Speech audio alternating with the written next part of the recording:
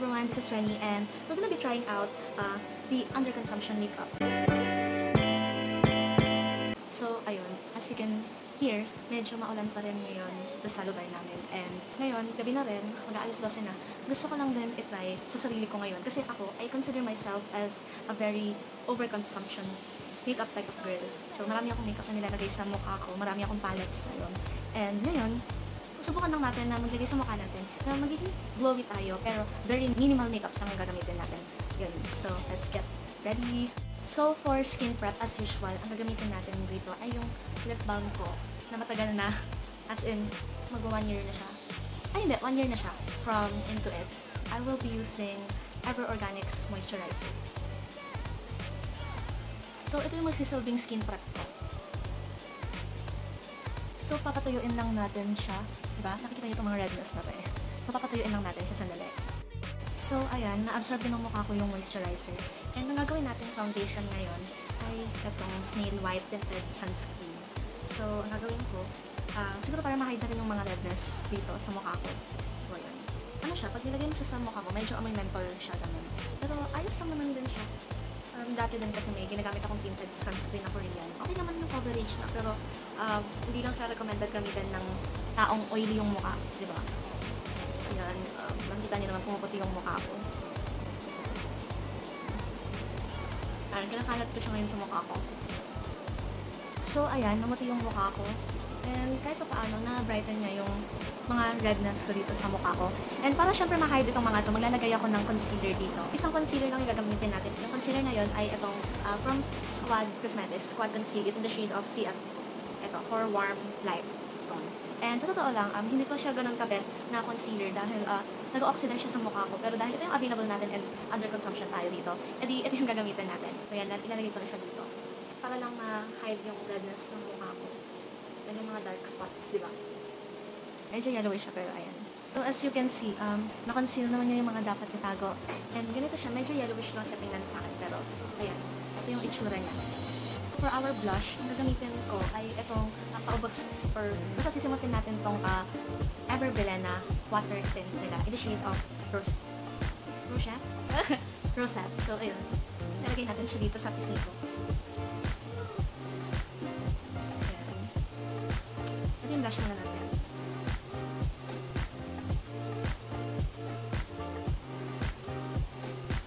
I don't know if visible siya sa camera. Pero visible naman siya sa salamin. Ayan. So, ayan. So, dagan lang natin siya ng mabuti. Next naman natin ay yung kilay ko. So, simple lang yung gagawin natin. Kilay na to, ang kilay na to, nabili ko lang siya sa isang general merchandise for only 10 pesos. And it does the work, you know. So, ipabrush natin siya. Using this brush, nabili ko lang din sa TikTok. So, ito na lang. Basta ito siya. Galing pa sa O2O and originally parang may pen siya. Pero nahiwalay siya and sira na rin siya. Sayang naman ito kung hindi ko magagamit. So, hiningi ko na lang sa mama ko. So, yan, ipabrush ko siya.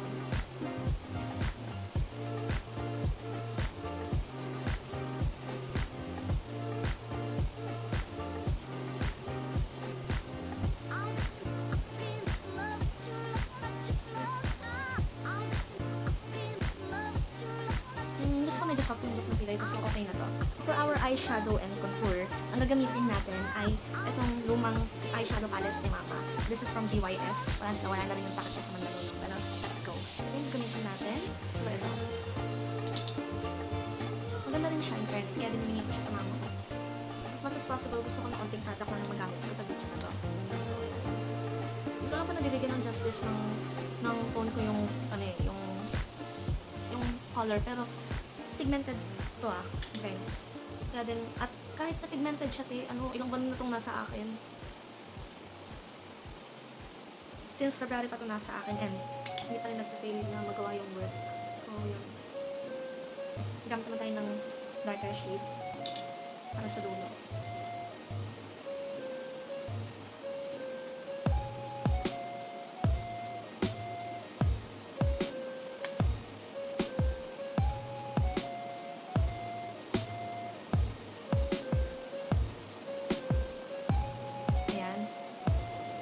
payat na rin ako. Ba't na lang natin gawing videos also, diba?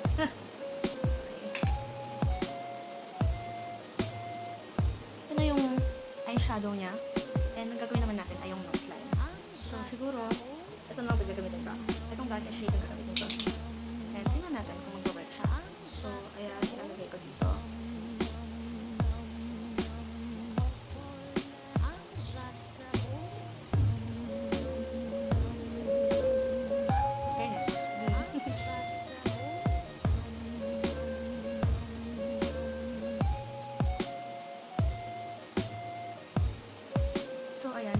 Hindi siya ganun ka-visible sa camera ko, pero yun, visible siya dito sa salamin.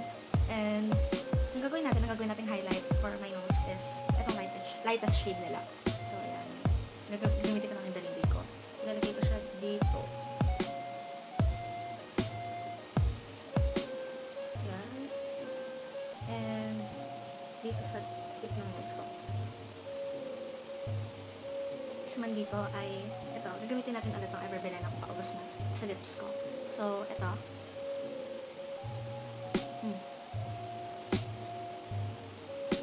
Gusto ko na medyo gradient ang dating niya, so ginaganito ka na lang. Tapos,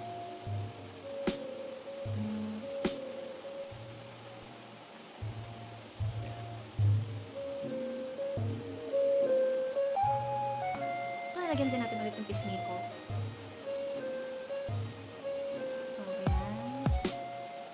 Dito lang siya sa pisngi ko. Dito lang, sa inner part.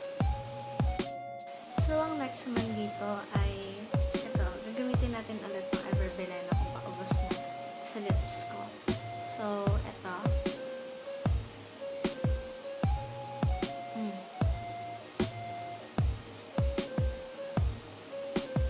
Gusto ko na medyo gradient ang dating niya. So, ginaganito ka na lang.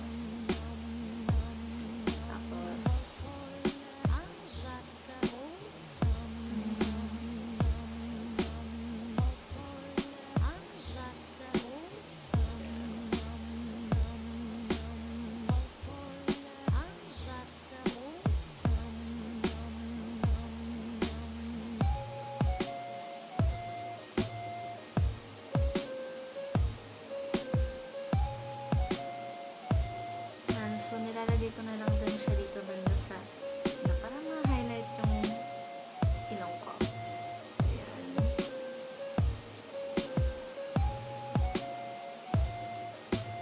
Tapos isa pa.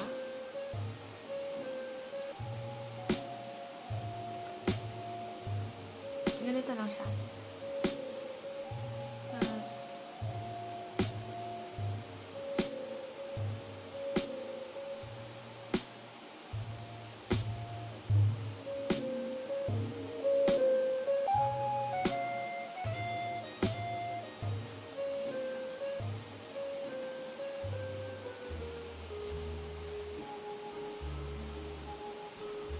So, siguro nalagyan din natin ulit yung pisngi ko.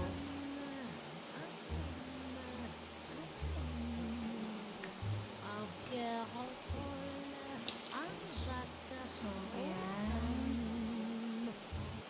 Dito lang siya sa pisngi ko. Dito lang, sa inner part.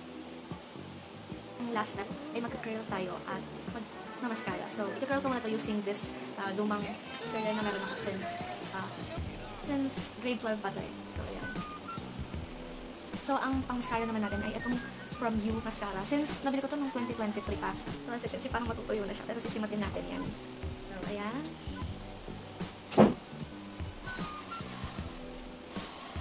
So, ito, sinusupay-supay ko na lang yung buhok ko. And, ayan. Ito yun yung finish look niya for under consumption type of makeup. At ito pala, gusto ko rin sa look na ito na medyo natural looking, simple looking. So, ganito din yung naging kinalabasan niya. These are the only products that I use for my skin prep, for my skin, for my eyebrows, for my eyeshadow and contour, and for my highlights and this brush, for my lips and cheeks, for my little lashes, and this is my one and only setting powder. So, these are the only products that I use for my under consumption makeup. So, ito lang sila. Ito lang. Diba? So, ganitong kaunting makeup, makakagawa ka na ng ganitong look, or mas better if mas magaling ka mag-makeup sa akin, diba? So, ayun. Wala talaga sa bilang ng makeup yung magagawa mong look. Nasa diskarte yan. Ayan. Nakita makikita nyo naman na kahit na simple look lang na meron sa mukha ko, pak na pak pa rin, may face card pa rin, di ba? So, ayun. Thanks for watching this.